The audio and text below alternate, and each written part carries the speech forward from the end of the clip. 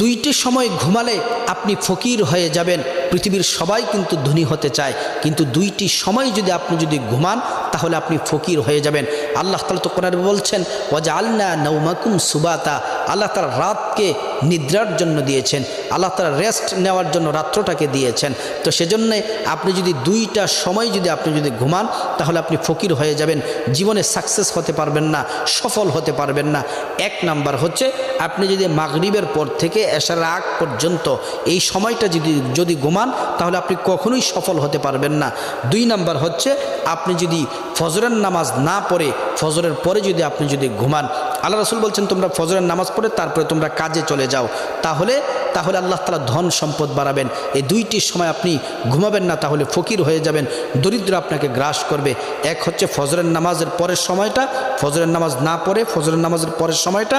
দ্বিতীয় নাম্বার হচ্ছে মাগরিব থেকে এশা পর্যন্ত।